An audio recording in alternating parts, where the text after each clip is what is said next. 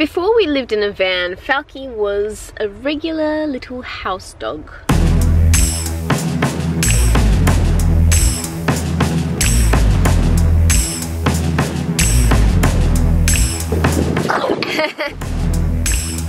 One of the questions I received recently from one of the members of our lovely little community was, how has my dog adapted to van life? That's what we're going to be talking about today.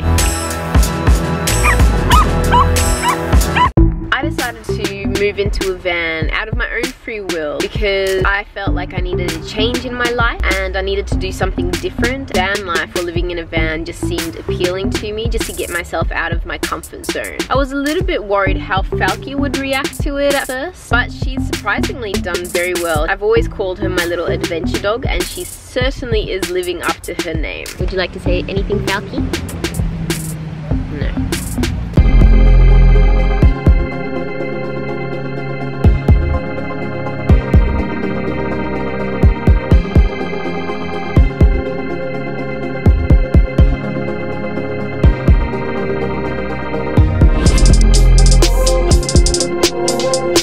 Personality perspective, she's a very intelligent dog, probably more human than dog. I always like to say that she's a Falkie, not a dog, she's a Falkie. She's high energy for a small dog. If she doesn't have daily exercise, then she can go a little bit mental, she can start to misbehave a little bit more. But if she gets a daily big walk, then she's really good, cool, calm and collected, and just a really well-behaved puppy. Myself and my ex, mainly me though, put in a lot of effort in making sure that she was a well-raised dog, and a lot of training has gone into raising her to become a good doggy citizen. I guess I kind of knew her since she was a puppy, so I had a feeling that she would probably adapt to this living situation really well, as long as I take care of her needs. I consider us to be more like a team. We both have to understand each other really well in order for us to do well in this lifestyle.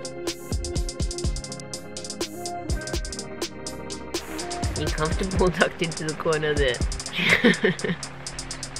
Come on, Falkie. Do it. Do it. Let's go. Let's go, Falkie.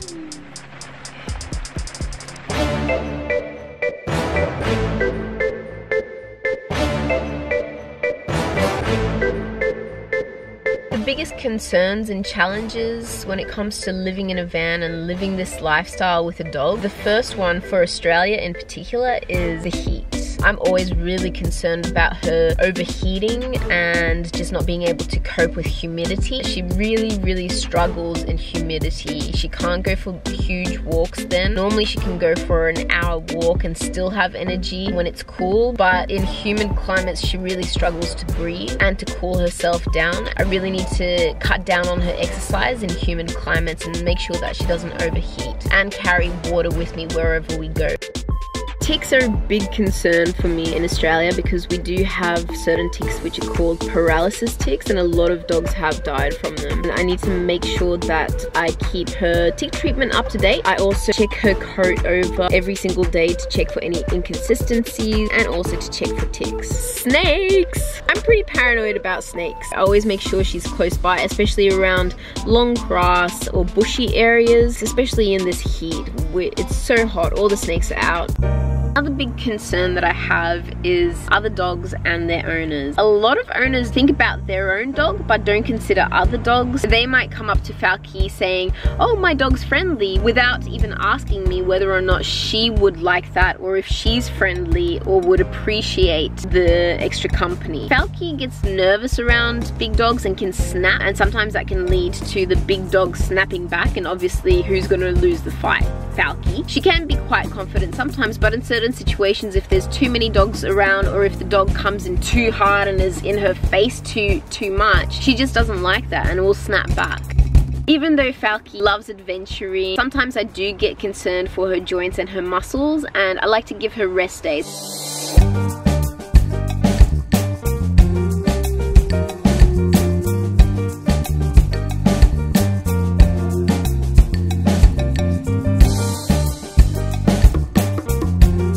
Enjoyed this video. If you have, give it a thumbs up and make sure you subscribe to the channel. I'm looking forward to hitting my first 1,000 subscribers. It would be awesome, so definitely hit that subscribe button. I look forward to seeing you next week.